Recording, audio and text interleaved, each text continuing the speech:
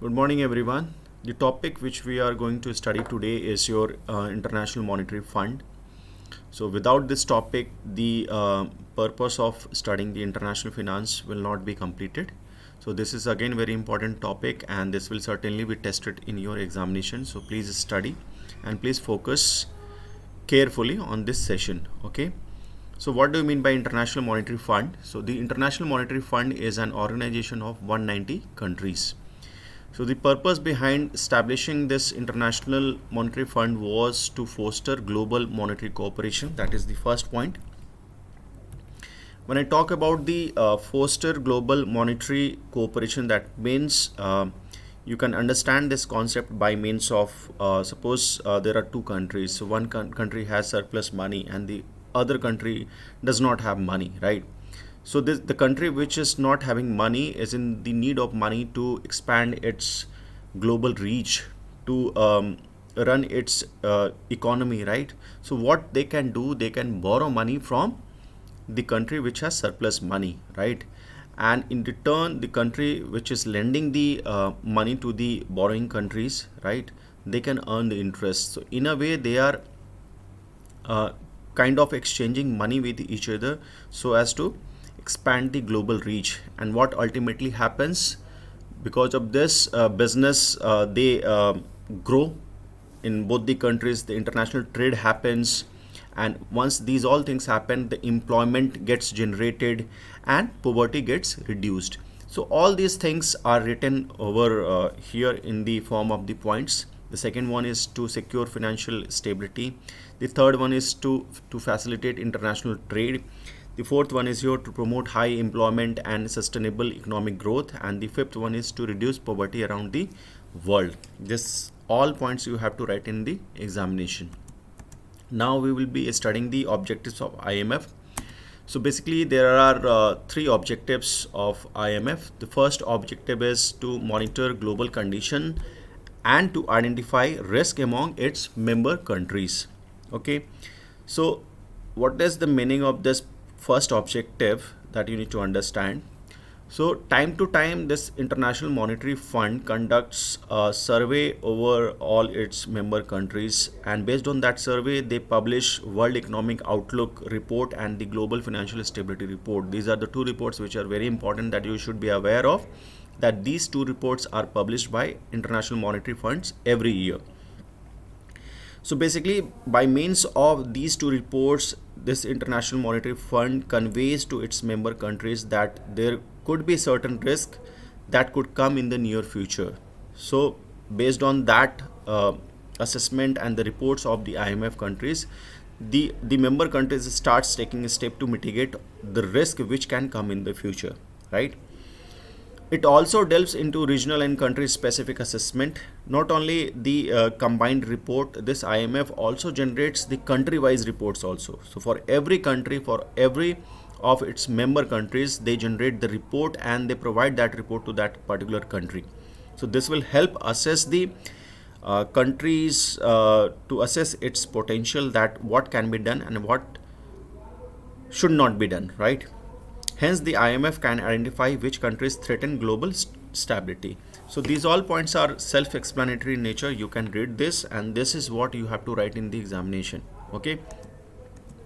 The second objective is that it advises its members on how to improve their economies. So as I said that not only this International Monetary Fund reports the combined report to all its member countries, they also provide country wise reports, okay, so as to make them aware that how can they improve their economies, right? So this International Monetary Funds is also one of the very important organization, because this was the organization who had cautioned all its member countries about the 2008 crisis well in advance, but none of its members focused on that 2008 crisis that happened in US, right? So after that, the member countries came to know about its importance, and since then, this International Monetary Fund has been seen as one of the crucial organizations that actually help the member countries to grow, right? So these are the few points which is written, like Mexican peso crisis that happened, Asian crisis of 1997 and 98 happens.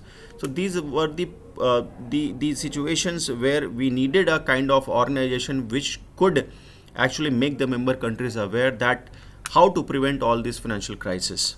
So now International Monetary Fund is playing an important role in tackling all these crises that can happen in the future, right? So the third point is it provides technical assistance and short-term loans to prevent financial crisis. Okay. The IMF goal is to prevent these disasters by guiding its members. Okay. So this also helps members to tackle their balance of payments problem. Balance of payments essentially means for each country there is a kind of balance of payments that happens. That is the net balance every country has because of exports and imports. This is again another topic we will be discussing sometime in future about this balance of payment topic. Okay, so apart from that, this IMF also stabilizes their economies, restore sustainable growth. Traditionally, most IMF borrowers were developing countries initially, but because of this international trade that started happening because of the lending and borrowing, now most of the developing countries become developed. So this IMF is also a kind of contributing towards the economic growth of the member countries. So it is acting as a catalyst for attracting funds from other sources. Okay. Now the another very important topic in international finance that you need to understand is your SDR. So what is the SDR? SDR, the full form of SDR is your special drawing rights. So we will try to understand what is this. Okay. So whenever any country becomes member of IMF, they are assigned a quota based on the following factors. Okay. Suppose when India became a member of this IMF, right? So India was also assigned a kind of quota. Similarly, US was also assigned a quota, and China was also assigned a quota. So all the members are assigned a quota whenever they become a member of IMF. Okay. So the quota formula is, it is the weighted average of your GDP. So the weight for GDP is taken as 50%.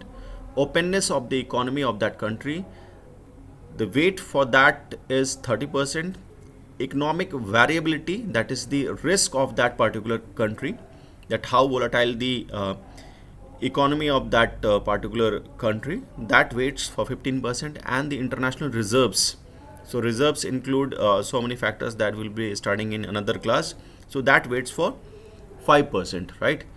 So this is the formula of the quota allocation that every country gets, right? This you need to remember, this you need to write in the examination if SDR question comes, right? So based on these, quotas are denominated in special drawing rights. So this quotas, whatever you get the quota because of this calculation from this equation. So this quotas are denominated in special drawing rights. So basically every country is allocated as allocated quotas, right? So that will be known as SDR allocation, right? So now how this SDR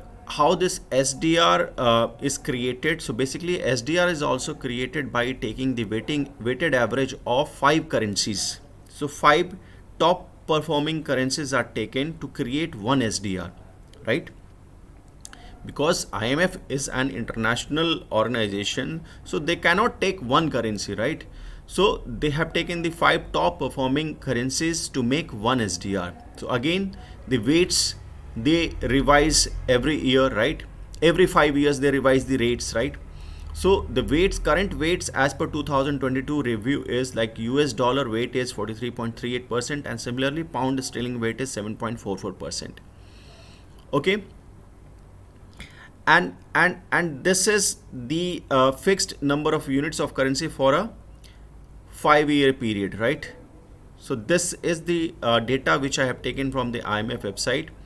Okay, suppose you want to calculate the value of one SDR in the form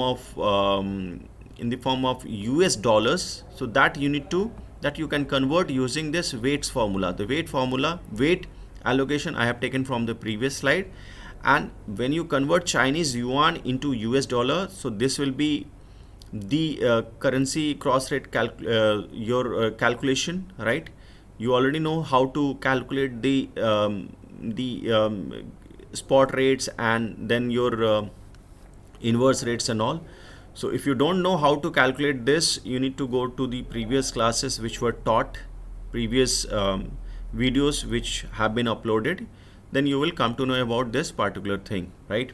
So this basically means that in one Chinese yuan, you can buy 0.1450 US dollar. Similarly, in 1 euro, you can buy 1.1040 US dollar. So all these things have been written. Once you multiply this, you will get this, and once you add this weighted average value, this will give you the value of 1 SDR, right? So 1 USD is equal to 0.8685 SDR, right? I hope some concepts are getting cleared about how this SDR is created. So basically SDR is the weighted average of 5 top performing countries, right? So this is the definition of SDR. Special drawing rights refers to an asset created by the IMF to help bolster member countries' currency reserves. When it was initially created in 1969, each SDR was worth this gram of fine gold.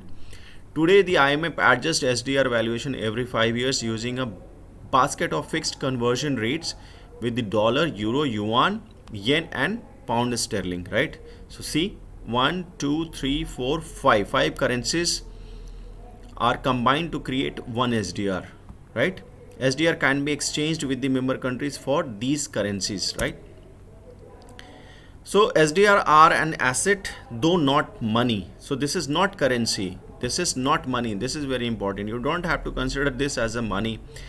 This is just a weighted average allocation that is found by using the weighted average of 5 currencies that is written over here, right?